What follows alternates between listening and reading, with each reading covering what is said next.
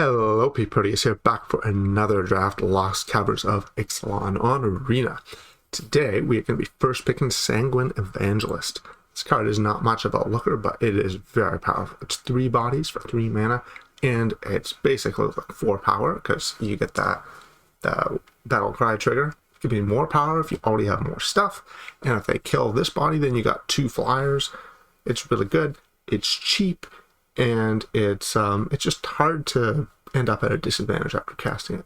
There's definitely other good cards in here. I'm looking at Brontodon. I love this mural card, but it's a good way to start, and I'm also happy to be first picking a white card because white cards are pretty awesome in this format. Pick 2, I am much less excited about. I think the cards that jump out at me are Watley's Final Strike, the Ambuscade, and Captivating Cave, which is very medium, but it does fix you colors and then maybe does other stuff. This gold card is not really in the color combination I want to be in. It isn't really that great altogether. There's some pretty decent rock cards. These blue cards are just okay. This is a payoff for something that is just discovering is difficult to do.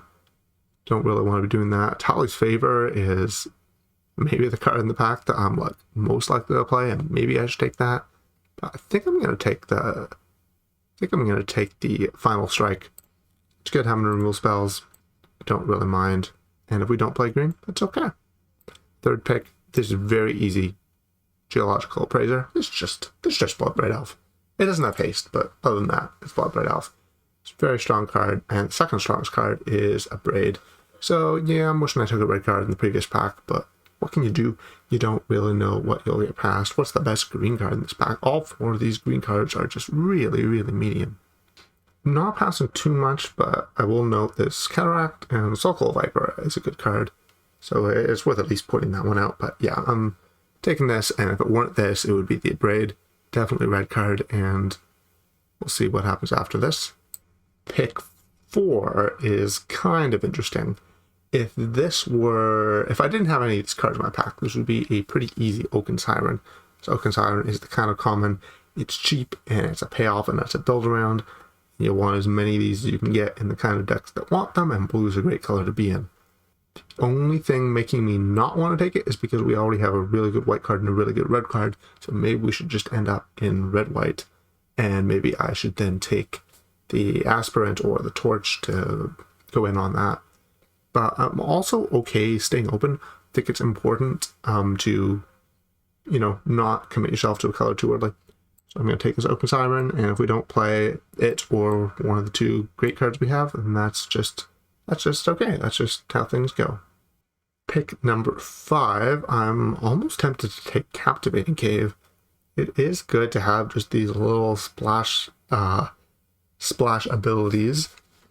Mana fixing of any color, just so if you have one really strong card, then you can splash it if you want. I don't think any of these cards really want to be splashed because these are all, you got a double red card and 2 cards that want to be played early. I think we can take Rock Slide here. Rock Slide it's fine. It's nothing special, but it's removal. It's as close as red gets to hard removal, and we're gonna be happy with it. Pick 6, we're going to take Tally's Favor. Most of these cards are just not good. I don't want to be doing almost all of these things. Grasping Shadows could be fun in a black deck, but are we going to be playing black? I don't think so somehow. Happy to take another red card, and sad that we've already passed a couple good red cards in this draft, but it seems like, given this selection, I think you'd be kind of crazy to not want to lean into red. In this next pack, pick 7, there's only, I think, 2 reasonable selections. Maybe 3 if you count this red card, but this red card is medium, so not something I play too often. These 2 reasonable selections are Cogwork Wrestler, in case you want to play blue-red artifacts, and Adaptive Gem Guard, in case you want to play white-red artifacts. And it's not really clear which one I should be playing. I think the Gem Guard is the most important to have the first copy of. I think I'm going to lean towards the Wrestler, but it could be either. I could be convinced pretty easily that this is wrong. Next, we got pick 8. This is the part of the draft where everybody has seen this pack. Here's what we get. It's definitely a signal. Whatever we got, it looks like white is open because I'm seeing the Courtyard and the Sunscribe, which are 2 cards I actively want. Whirlpool is pretty good too, and This is Center Corsa with upside, so I'm not going to shit talk that, even though I haven't really played it very much. So we're going to take the Hidden Courtyard. We're going to be happy about it. Sunshot Militia. Look at how open red is. This second pack, we took the Ambuscade. I have so much difficulty saying this name for whatever reason. We're going to take the Militia. I think that red is hopefully pretty open. Hopefully we'll see a red card in the next few packs as well to cement that. Okay, and this is the pack that had the Abrade and the Soul Coil Viper. And I don't want to do any of these. There's this guy, which is, I guess, pretty good. I don't know. I'll take this guy just in case. It's the best build around. The blue card is like more likely to end up playing playable, but also if blue is like a deep color, so if you end up in blue, we're really just not going to need it. These cards all suck. I was hoping for some red cards, but we're not seeing that. Hope to not play any of these cards. Same here. This is not good. Gonna take another green card. Could be the Sage of Days. Sage of Days is underrated. Perhaps I'm underrating it too, but I get it.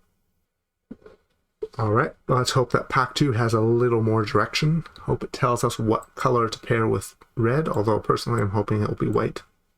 We got Breach's Eager Pillager. Let me read this rare for a second. Well, it's a 3-mana 3/3 with First Strike, and it also draws cards. Okay, yeah, we're taking that. There's some reds in this set. I'm still learning what they all do.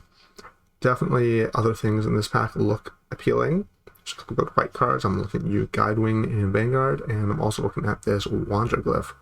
Love this Wanderglyph. It's a lot of fun. Pack 2, pick 2. Here the choice is, well, we got between white, blue, and red. We got some choices. White card would be Tinker's Tote, the blue card would be Oaken Siren, and the red card would be Saheeli's Lattice. Usually I would first pick one of these two, and Saheeli's Lattice is more medium, but because we are clearly in red and I'm not sure whether we're in white or blue, I'm kind of iffy about doing either of those things. I think because my artifact count is actually fairly low, I'm going to lean towards Tote over Oaken Siren. I think Saheeli's Lattice is just, it's okay if we miss one. It'll be fine. Usually you get the Wanderglyphs around that are going at common, and those are a whole lot better. So I would rather be doing that usually. And in this pack, I think I'm ready to decide what colors I'm in, because I've got a gold card, and this gold card is actually really good. It's 4-mana 4/4 that draws a card when it attacks. Yeah, so we're going to take this, and we're committing. We're playing Boros. Boros is, I don't know if it's open, but it's open enough. And maybe we can buy, like, okay, so there's this interesting thing that's kind of like inherent to drafts in general. It's not special about this format, but like I often want to stay open really late because I feel like I can get a lot of value from discovering what the open lane is. But if you are on the other side of that ever, if you're like, I've got some reason to be in this lane, then you want to commit hard, because there are going to be other people that are doing what I want to do. They're going to be staying open. You want to tell them, get the hell out of here. This is my lane. Don't touch. And so I think it's pretty good to not pass this, because if we pass this is a really strong card. Someone's going to take this and say, ooh, I should be Boros. Look how late this came around.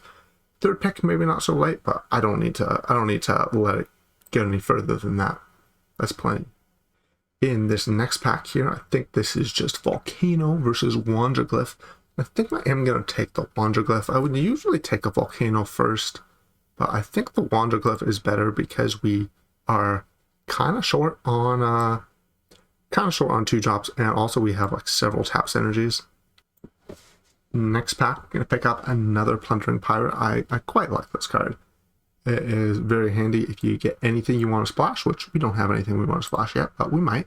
It's good to have those things and then cut them if we don't need them, as opposed to getting to the green rare that we really want to take and having to ask that question with the green rare staring at us. It's much better to have these in the pocket so you can decide to make good decisions afterwards.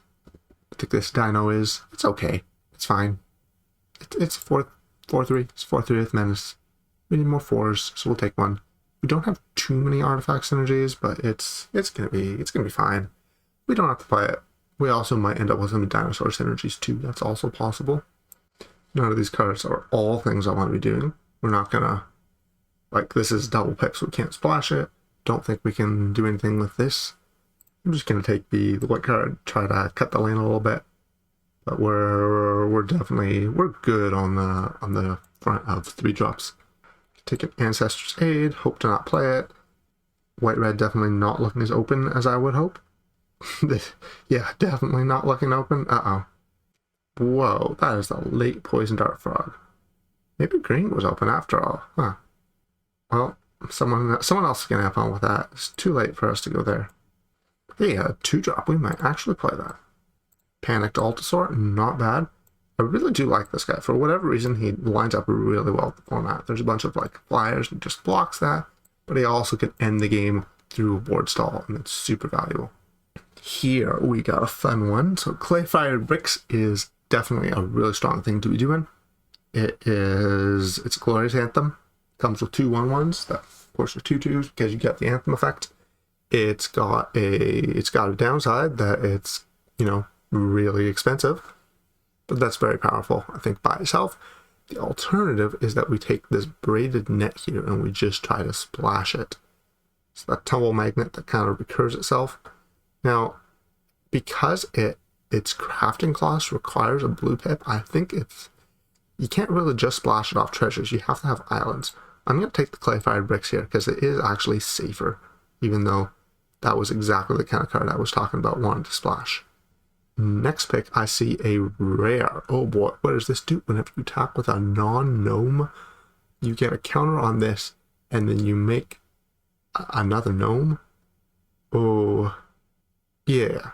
Okay, that's a little bit of a confusing text box, but yeah, we're gonna have non-gnomes that we can attack with. We have golems and humans. And it's a rare, and I should kind of do it. But the nice thing about this is it just comes with 2-drops. If you just play a 2-drop, as long as it's not a gnome, curve the 2-drop into this. It sounds excellent. You already got way more value than you'd expect for 3.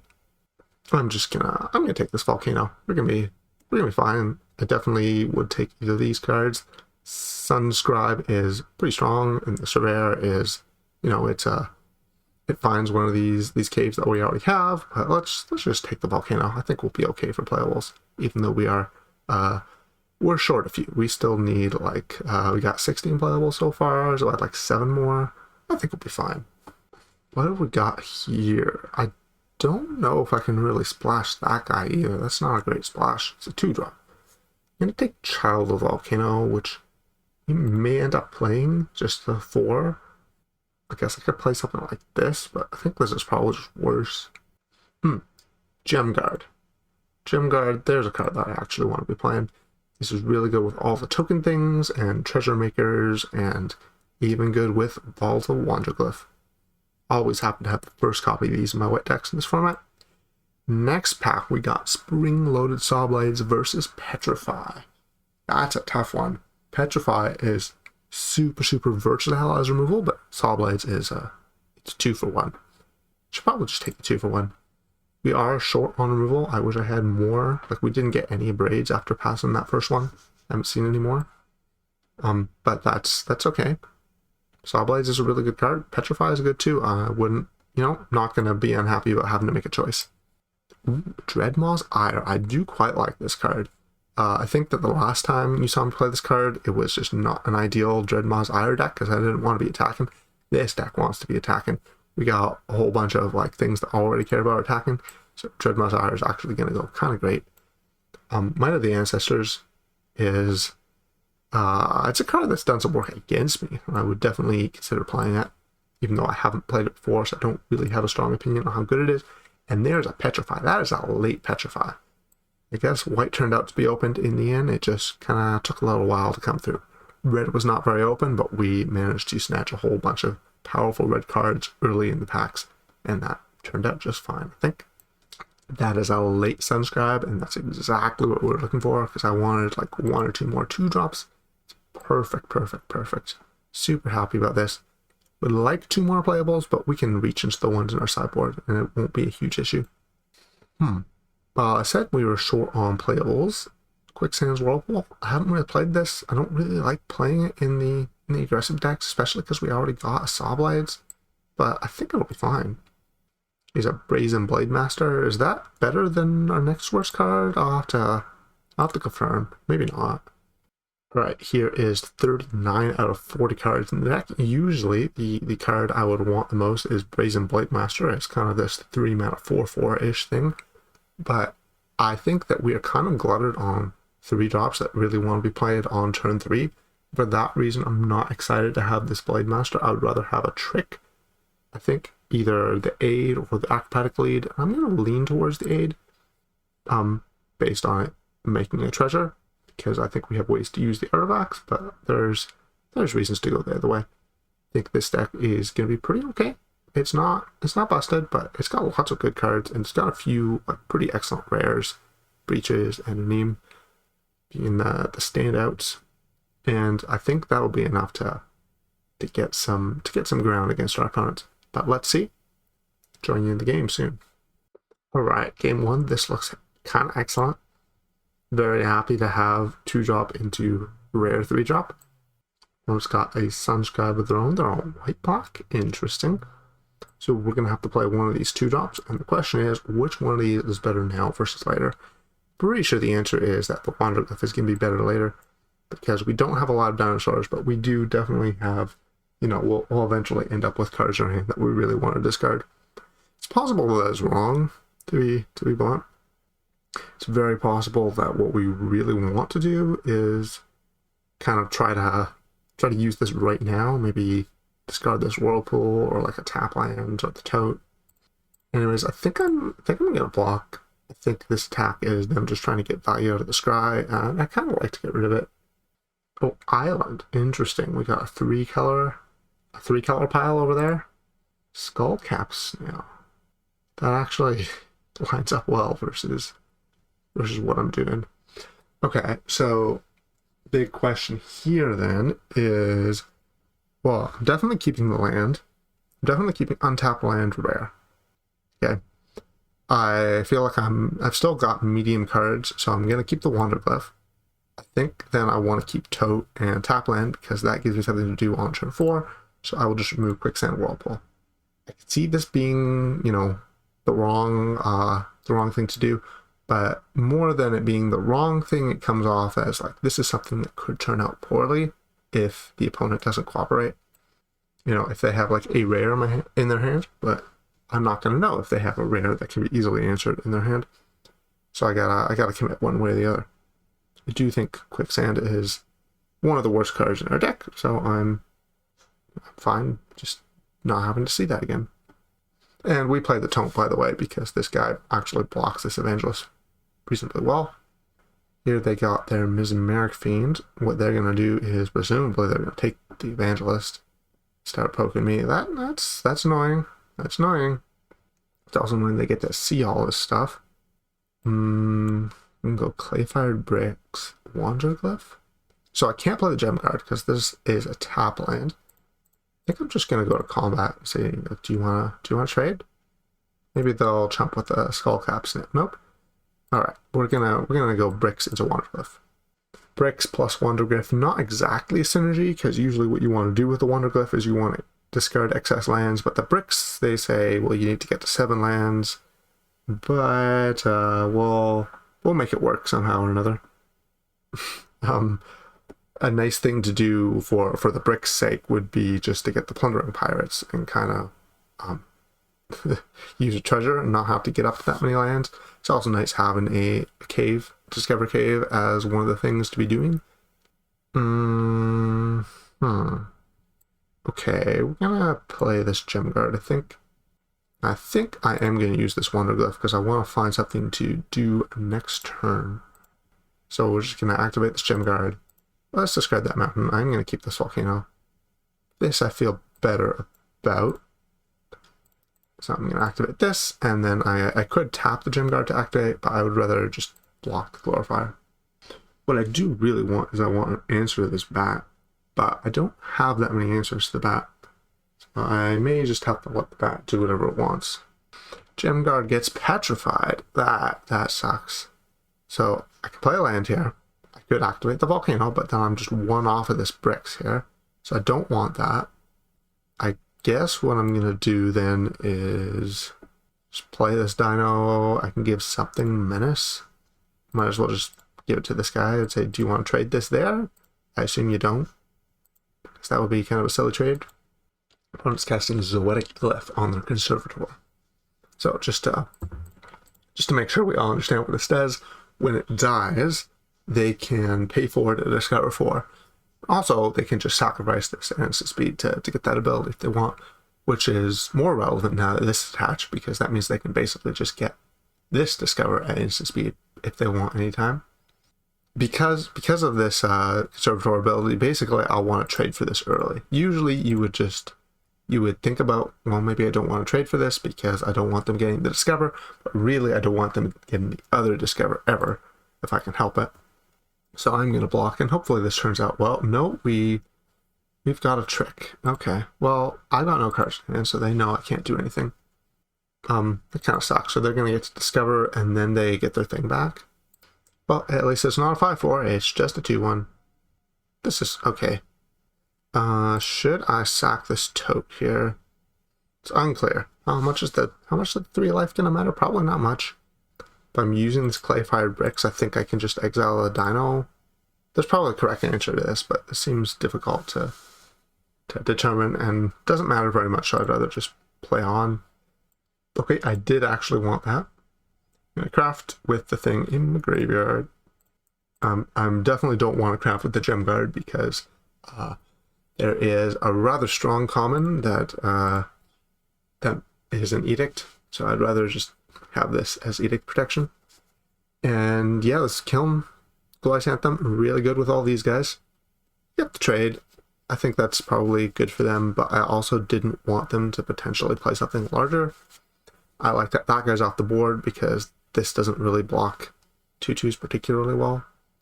I mean, it does if they have 4 open mana. I guess them a 2-for-1. But we'll see. Depends on what they have. Opponent's got a Guardian of the Great Door. Yikes, that's a 4/4. I was not hoping for a 4/4. And I've also drawn another land, which definitely was not hoping for. Whenever I attack with one or more non-gnomes, well, I am kind of regretting my decision so far. This guy is not a gnome. This has... No, it doesn't have vigilance. I think we're fine then. This at least makes decisions challenging for my opponent. Where you could attack with the 4/4, but do you really want me to potentially be able to deal lethal damage? That's really interesting. So they're just main phasing this. They got a vehicle, which is... They were probably hoping for better than a vehicle. They got a tap land, that's a Discover Cave. And they want to leave the Guardian back to block, which is very sensible. Let's see if I can find... Ooh! I like this one. So that's gonna get me some Discover triggers. And it's also just a 5/5. It's really big. And it's gonna get me a free gnome. See what the opponent does here. They're likely gonna activate the Necropolis, if I had to guess. But maybe they have something that like sacrifices. Oh, they are! They sacrifice the draft. Draw 1, and then draw 2 more. Okay, they can now sacrifice the cave. Council of Echoes. Okay. What would you like to bounce? Okay, they're just bouncing that thing. I mean, this thing isn't fine, so they're going to have 10 power of flying in the battlefield. And this is putting me to 6. So that's not good. I'm going to sack this tote here because we might need the life and the mana. Might be dead. Very likely might be dead. And actually we are just dead. So I can play both of these things, but I'm not getting ahead. And this is just lethal in the air. F. Alright, match number 2. This hand seems fine, actually. It seems fine. Got Sunscribe into Pirate. Everything seems like it should be decent from this spot. Hopefully we don't just draw nothing but lands, though that would be bad. Yeah, I'm going to offer this trade. Definitely scry that away. Don't need that. Let's pretend like we have something, which we do, but they don't know what that is. Here's the Plundering Pirate, and we're not going to have much to do next turn, so we better draw something good. On the other hand, you know, if we fall behind, maybe they'll attack me and then I get to Saw Blades. So that would be pretty excellent for me. Got Burning Sun Cavalry. Okay, so do I want to attack or no? I kind of want to use Saw Blades, but if I play this, they're not going to attack. So yeah, I think I am going to attack, actually. We got the trade, I think. Maybe they have a trick. I'm okay with the trick here. Nope, just cavalry. Be nice if we had a few more dinosaurs to trigger this, but it's just not that bad having a bear around. Ooh, Glorifier of Suffering. That's nice. We are not doing too hot over here. I think what I want to do is sack this courtyard now and just take 8. The reasoning being that... No, I'm just going to play the Sunborn. We can still cast the Saw Blades off of the treasure. And maybe it's just better to keep the... Maybe it's better to keep the land in play for a turn, make another mana. It is a little bit awkward, or more than a little bit awkward. Because the opponent has a removal spell, they're just going to be able to remove the Sunborn and it's not going to be able to attack. Opponent cascades into Sunfire Torch, that's just fine. It's fine. Alright, and they're attacking with everybody. So here comes the Saw Blades. We'll find out soon if they have a trick or not, but hopefully if they have a trick, it's like a pump spell, and then we get a good block here. Okay, so I'm just going to now allow this. And then, really, I'm... Okay, you know what? I didn't think I was going to get this far. I really didn't. So now I'm going to go to combat. I'm going to attack here. Get to tap this and that into Tinker's Tote. And I'm tapping like... Oh, okay. Got a Cosmian Blast to kill my 4/4. I'd say that turned out really well for me. Like, probably could have turned out better. It didn't have to have the answer, but... I think things are under control. So now we're going to pay this mana, and we're going to craft the thing in the graveyard, and now we have a 5/5 that they presumably cannot just attack through. They could sack the map, and then if they hit the counter, then we can trade. And that's the worst case scenario. I mean, the worst case scenario is they have like a trick. They have like Ancestor's Aid or something. You know, I wish I had like one more artifact payoff, like another one of the 2-mana 1/3 that pings the opponent. So we do have a lot of ways to make like things that just sit around, and maybe not enough ways to beat board stalls. I don't really mind about them torching this pirate. And I also will block if they allow it, but I guess they're probably just not attacking now. Ooh. I guess the bigger reason to put the torch there is so if I attack with the Plundering Pirate, then they get a good block. So what we're going to do about that is we're going to play this guy and immediately get a counter. And we're going to get the counter. I think that attacking with the Chariot and having it trade is a little bit better than attacking with like the Plundering Pirate and trading down. Don't really want to trade down. Especially since they are going to be incentivized to use the torch rather soon. I missed the part where the gnome was going to be tapped and attacking. That's fun.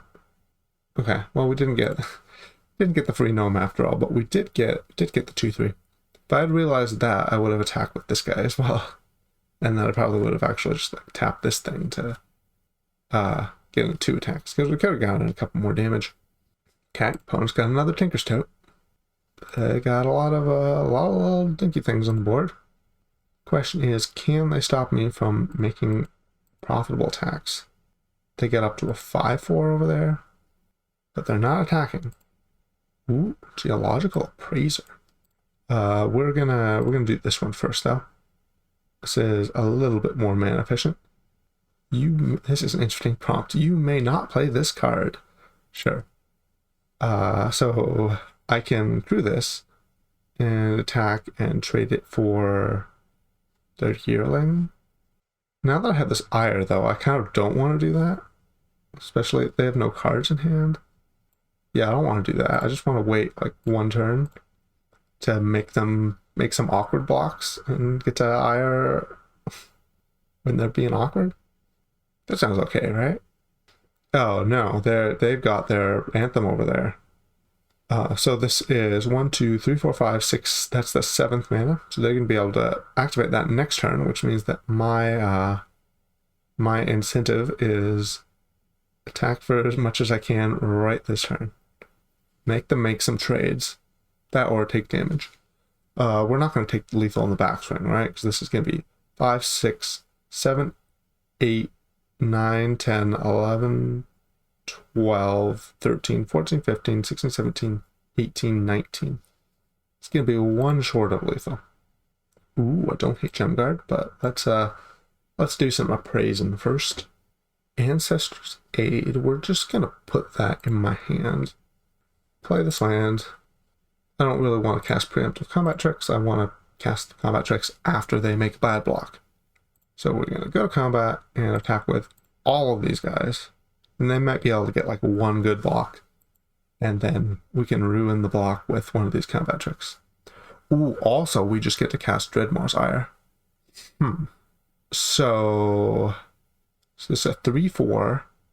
So what we can do is we can Ancestors Aid. Oh wait, we can cast Ancestors Aid and Dreadmaws Ire. So we can make it, give it 5 power and first strike so that we're killing this and this. And then at that point, we might as well just... The opponent has no cards in hand, right? Am I missing something? One of us is missing something. Well, we're about to find out who's missing something. 5, 6, 7, 8, 9, 10, 11, 12, 13, 14. We're about to find out. Because I can do that. So we're going to now kill... I thought this was... Alright, I've ordered the blockers wrong. It's a good start. If I cast Dreadmaws Ire on this guy, then we're going to have 7 power, so we're going to be able to kill that and that. And it's going to have 6 toughness, so it is going to survive. But it's not going to... We're not going to get the trample trigger, but that's probably going to be okay. Because this is going to survive. Yeah, they just conceded. Okay. We could have done that a little better, but yeah, they just totally punted by allowing me to do that when they knew the 2 combat tricks that were in our hand. On the draw again with a medium hand again, but we'll be fine. We have good cards in the deck. It'll all work out. Okay, that's fine, I guess. I play this cavalry and I think not trade because that gnome is so bad versus Tinker's Tote. They might have trick though, and if they play a trick here, I'd be really happy to have blocked. I also don't know what to make of... Oh. I was going to say I don't know what to make of this mana base, but I am afraid of Soulclaw Viper. The card is very scary. It's potential to just have a huge tempo swing. They can discard their cycler. Uh-oh, I think that's what's happening. No. No. For some reason, they've played Buried Treasure. Why did they do that? And they're also attacking with this 2/1, which is... I think the opponent likes clicking buttons, if I'm being honest. This Bristleback is going to get killed by the spring-loaded Saw Blades pretty easily. So I have to decide what I want to do with all my other mana, and probably what I want to do, I think, is just play this Gem Guard, and then use the Gem Guard to proactively take the 5 and then pass and just Saw Blades them on the other end. Uh-oh, this 3/3 is attacking. I don't like that. I don't like it. What tricks could they have? They could have Ancestors Aid. That would be fairly bad for me. They could have the 3 mana plus 3, or the 2 mana plus 3/3, in which case what I really want to do is double block. They could have... It's honestly probably one of those two. They could also have the 1 mana plus 2/2 trick. I'm going to block like this, I think. I don't think there's a huge punish for the double block. Like the worst punish is if they have a removal spell for this 4/4. I feel like if they had a removal spell for this 4/4, they wouldn't anticipate this double block and they would just use it proactively. But let's see what they have. Oh. Yeah, okay, yeah, that's a punish. That's a punish, alright. I'm gonna Saw Blades. Let's cut that guy down to size. I'm gonna play Sunshot Militia first, I think. Because what is important to me on this board state is being able to activate this Wanderglyph. So maybe if I wait, I'll be able to activate it at instant speed. Okay, we got a second Buried Treasure. I don't really have a strong opinion on Buried Treasure, but I feel like opponents shouldn't just play a ton of these. That guy's a 5/5. Okay. That is scary. It's Wanderglyph time. Here's the Wanderglyph. We're going to use Sunshot Militia, poke the opponent, discard a card, and hope it is like a way to answer this thing. Nope, that isn't. Well, here's a 5/5. And it says crew 1. Yeah, I'm probably okay just poking the opponent. It's okay if I take 8, right? Right?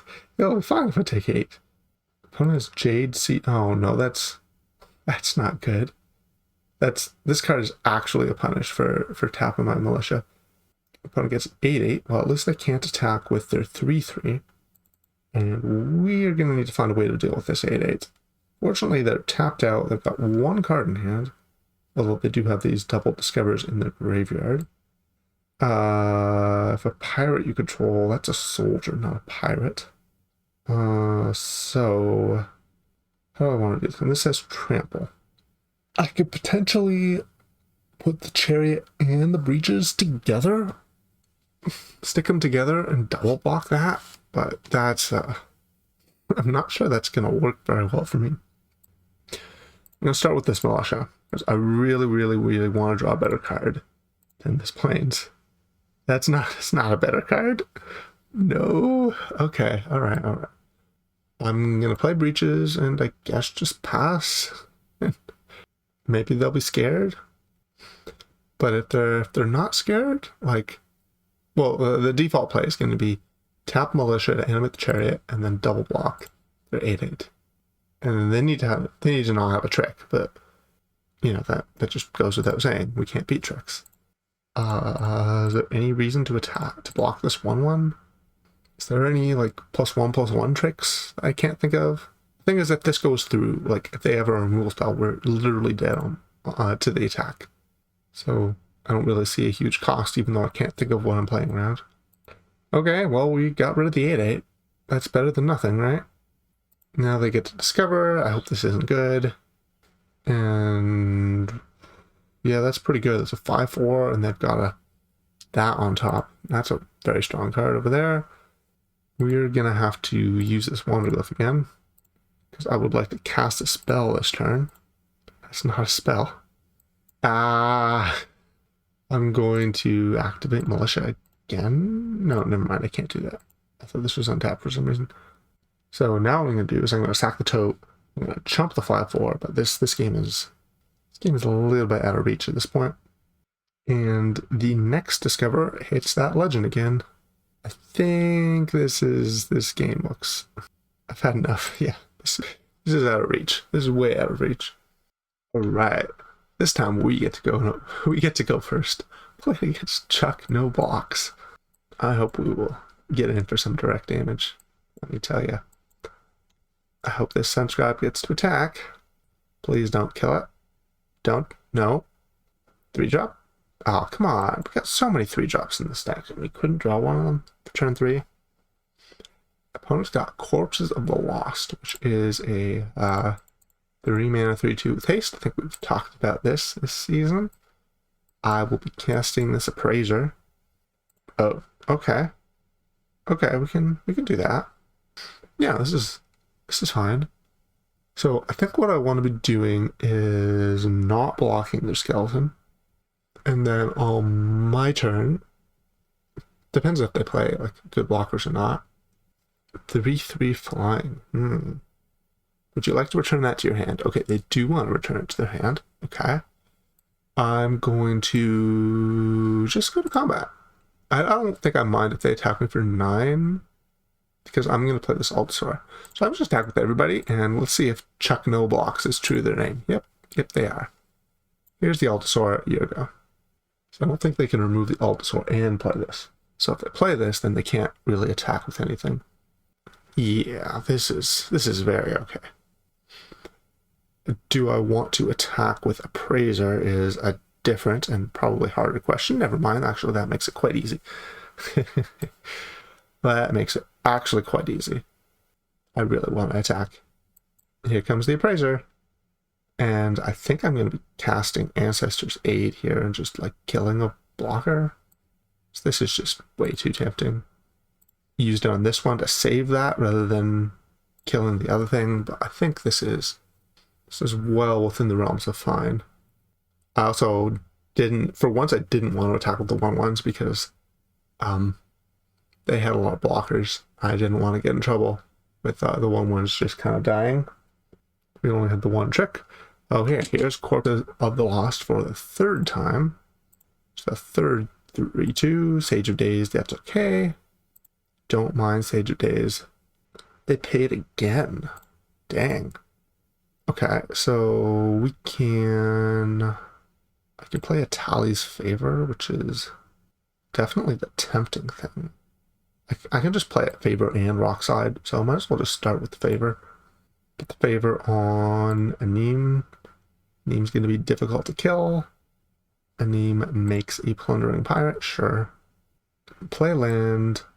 We're going to Rockslide the Flyer. Yeah, let's just be aggressive. Let's just be aggressive.